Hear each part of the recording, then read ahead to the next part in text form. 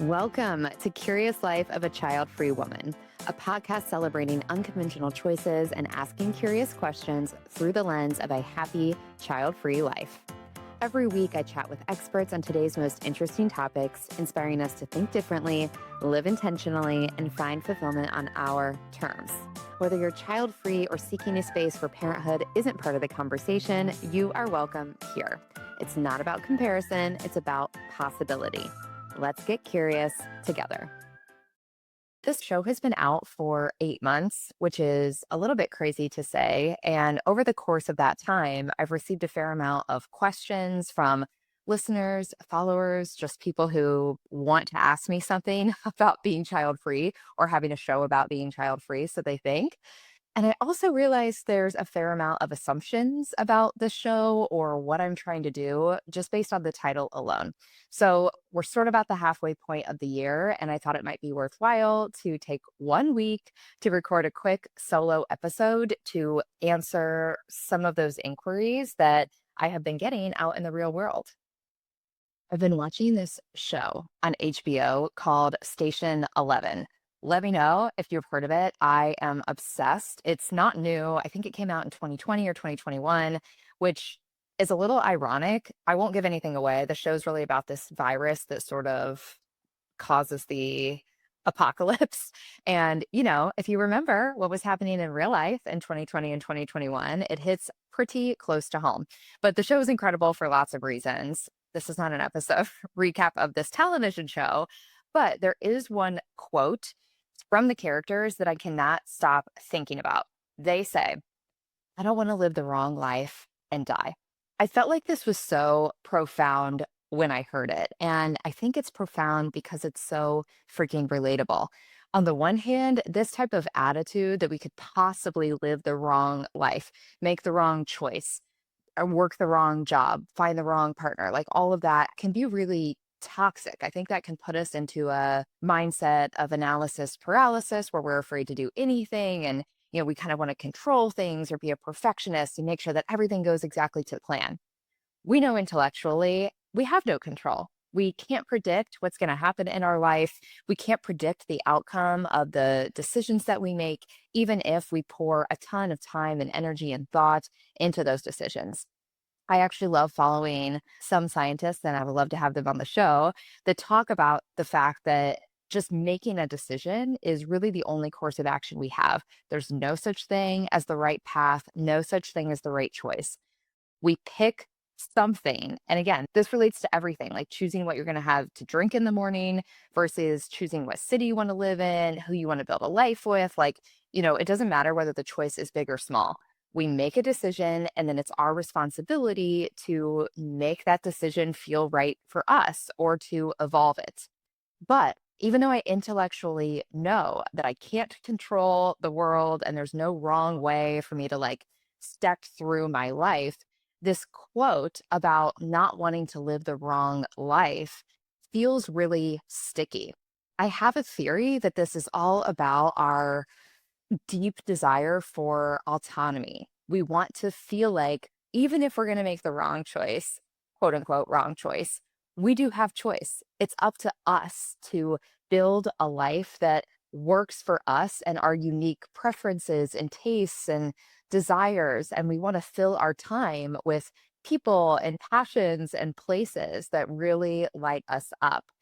And the reason I'm talking about all of this is, I guess, partially to recommend this show, but also because I was sitting there watching this episode after episode and thinking, I think this is the whole point of why I created this podcast. Deep down, it is this drive that I have, like this passion to normalize and validate and represent a happy child free existence so that anybody out there who feels like this might be the right path for them, this might be a choice that they want to learn about or explore, or they're already embodying in their day to day life.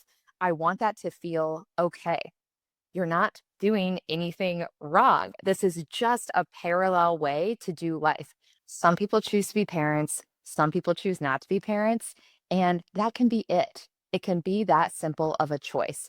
But I think it's critically important that there's representation out there of the child free life in a world where we know the large majority are examples of the child life, of becoming a mom, becoming a dad, becoming a parent.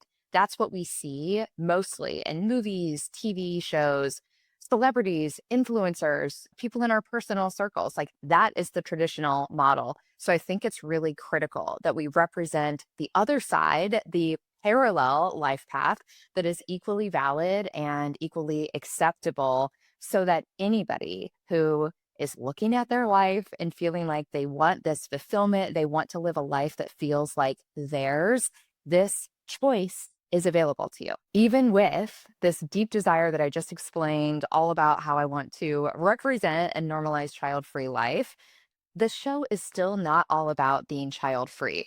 The number one misconception that I get when I mention this at a cocktail party, or I was just talking about it to somebody my husband met at the pool, or a business acquaintance, like it doesn't matter when I bring this up. When I say that the title is Curious Life of a Child Free Woman, people automatically assume that this is just me talking about my choice to be child free, having other guests on talking about their choice to be child free. I never intended to create a show about child-free stories. There are other shows and communities and platforms about being child-free. This is still a very underrepresented group, but it's growing. Like there's a little bit of a groundswell. Maybe you've seen it talked about more in culture and articles. Like I get sent stuff all the time now, which I think is beautiful. So there are spaces where it's really about commiserating and communing over the child free path. I think those things are amazing. I want to do something different. I really started this because of the other part of the title being curious. I love to learn about things. I think living curiously is just a great mindset to get into. And as somebody who can be a little closed off to fresh ideas, I can get really strategic and kind of set in my ways with what I expect something to look at like, or how I think I'm going to let something play out in my business or in my personal life. I can sort of put blinders on to fresh perspectives. That's something that I have been working to change about myself for a long time. And I think this idea of curious thinking, curious living, highlighting really unique people who are doing interesting things, who have devoted decades of their lives to learning about something that's super cool and in many cases can benefit all of us. I want to spend a lot of my time doing that. I wanted to do it in a show format because if I'm going to learn all of this juicy, incredible information, why wouldn't I want to share that with other people? I like having conversations. I like doing things in public. I'm an extrovert. I just like the idea of sharing this curious path with others. That makes it a lot more fun to me to feel like there's somebody else who is also interested in this stuff and sort of on the learning journey with me. So really the curious part of the title is how I think about the shows, how we plan episodes, how we come up with topics, the purpose of this and the big picture, how I want it to grow, how I hope it expands, what I hope people take away from it when they generously give me 45 minutes of their life to tune in. I want it to feel like you took away something that you didn't necessarily know before you hit play. That is a huge part of why this whole thing exists. The child free component is in the title because I feel like that curiosity and that education is almost never represented through the child free perspective. Whatever the topic is, if we want to learn about menopause, sustainability, influential speaking, AI, health care and innovation in the healthcare space. Like it makes no difference what the topic is. Hopefully, we're always highlighting topics that you want to learn something about. But whatever that is, I want to be considering how that relates to people who have decided not to have kids. Our lives do look a little bit different than people who are taking the parenting path. We have different priorities for the way we spend our time and our money, things that we want to learn, our interests, the passions that we want to pursue. There's just a difference in lifestyle. I think that's pretty obvious. I don't have to go into that in more detail. We all know parents, we all know child free people. Like the way we live life looks just a little bit different. And I want to explore those topics that we're curious about through that lens. So, menopause is a great example. If I decide I'm not having children, when do I bring up hormones with my doctor? If we're not going to have a fertility conversation in the gynecologist's office, then when will I understand like what is happening to my cycle and the hormones that are related to that? And is there something I can be proactively doing about that if I'm not preparing to have a child?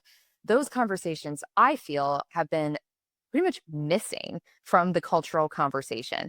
And that bugs me. As a child free person, I have often felt like, what about us? If we're not talking about saving for college, what could I be doing with my money that's really fun and different? If we're not talking about how to balance our professional careers with parenting, how can I leverage my professional career maybe a little bit differently? And I just felt like there wasn't any place I could go to get that information. So that's kind of the crux of why I put all this stuff together. I want to be learning, I want to meet really cool people, and I want to represent child free life so that we can learn in a way that completely relates to us.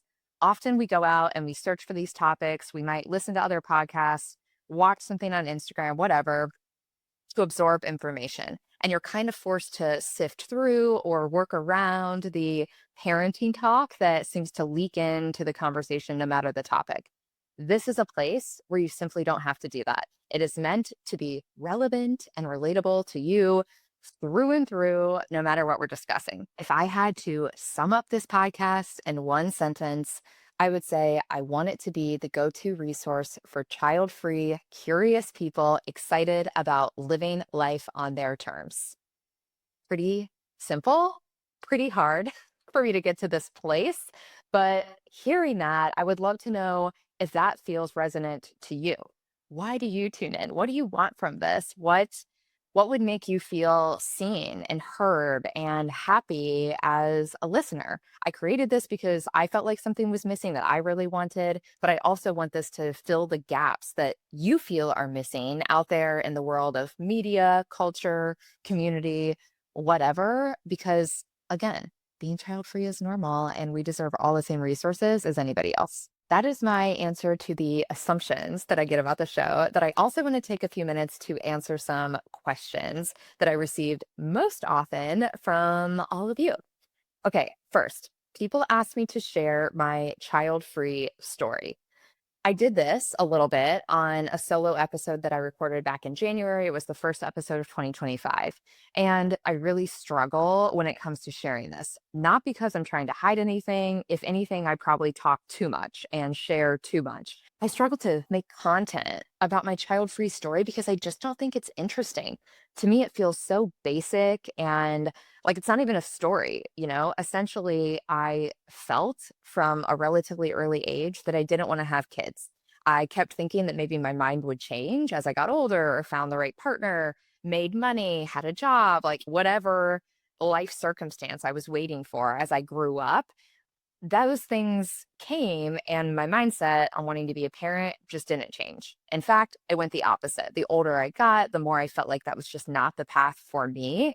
It seemed incredibly foreign to want to have a baby, to see my life raising a baby, multiple babies. Like, I just felt like, I don't know, that would be like me living in Antarctica or living in the country, or, like there's just so many lifestyles that we can all think of that feel like it just wouldn't be the right fit for us. It just seems like that's fabulous that other people want to do that, but it doesn't seem like that's super authentic to me. That's how I feel about having kids. I have a longer form story on the website, curiouslifeofachildfreewoman.com, that really just goes into all the details of how I came to that decision and what happened when I first shared that decision with loved ones and friends, and a lot of positive reactions, a lot of negative reactions. So I kind of hash all of that out there. But I guess my hesitancy in bringing it up is that I just can't imagine people care. But maybe the normalness of my path to this is worth sharing just to say that it's normal. I think sometimes people assume that if we have decided to be child free, there's some hidden trauma there. Maybe we wanted to have kids and we can't. Maybe we had a terrible childhood. Maybe we have a weird relationship with our own parents. For some people, all of that is true. Like those are all completely real and valid life experiences.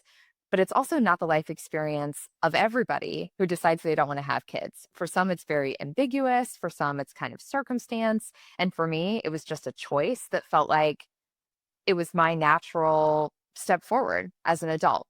Being a parent, it just doesn't feel like me. Next question. Once you decided to be child free, why turn that into a whole podcast?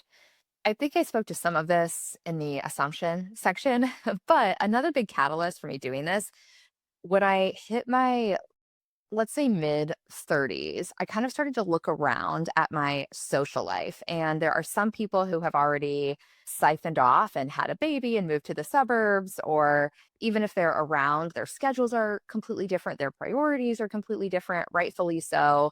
And then there's everyone else who maybe doesn't have a partner, maybe does have a partner, but you don't have kids. How do we want to spend our time? Like, what is the ideal Saturday when you're 36 or 37? Maybe you still want to go to the bar for a couple drinks, but you're not really in the bar scene like you were 10 years before that. And you have no desire to be going to a 1 year old's birthday party, but you kind of look at the day week after week and it's like, what do I want to do with now until forever of my free time?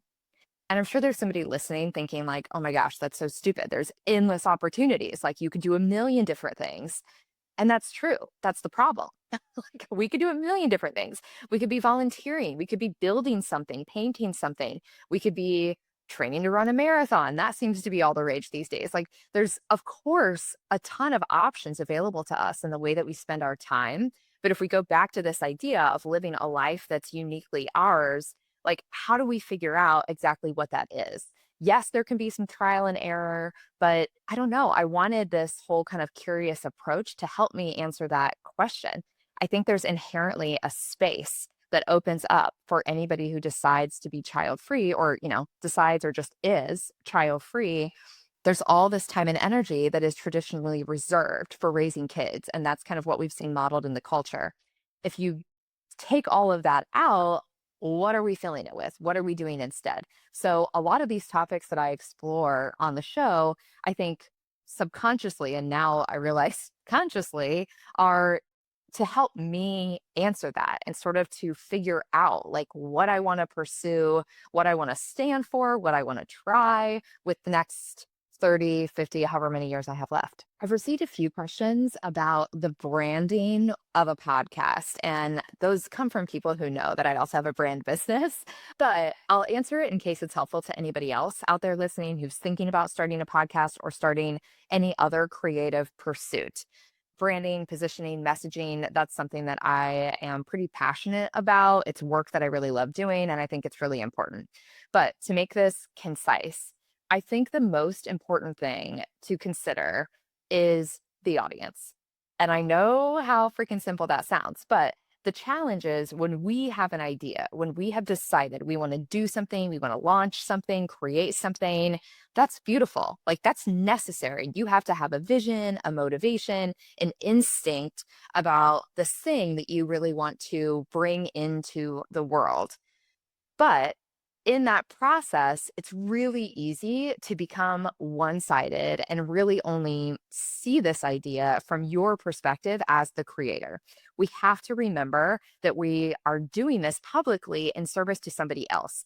If that wasn't true, you could just do it for yourself. Like instead of writing a book, write a journal. Instead of having a public podcast, send yourself voice notes. If you're creating it to share with other people, you have to consider them from the beginning. Who is this for? Why do they need it? How are you doing it in a way that's totally different from something else that they could already go find and absorb in the market? I think that audience perspective, even if it evolves, like maybe you start by thinking you're creating something for one group of people.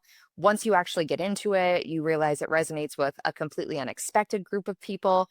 That's okay. That's beautiful. It's not about controlling everything, but it is about considering who is on the other end of this creative pursuit that you are going to pour a lot of your time, money, and energy into. That is the key to making it successful. And at least having like those early adopters, you have to have a consideration for who that person is and what they ultimately need from you. Next question. How do you choose your episode topics?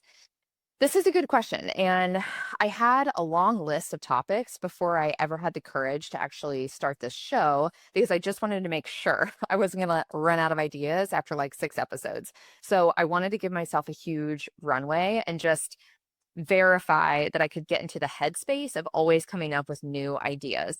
The show comes out every week. So over time, that's going to be a lot of freaking stuff to talk about. And yes, we can revisit topics with different perspectives and different guests, but I wanted to make sure I could think of enough stuff. In hindsight, that was such a silly worry. There is so much to get curious about. I could learn until the day that I die, and I would know, like, I don't even know, 1 centimeter of everything there is to know in the world. So, coming up with topics has actually been really easy.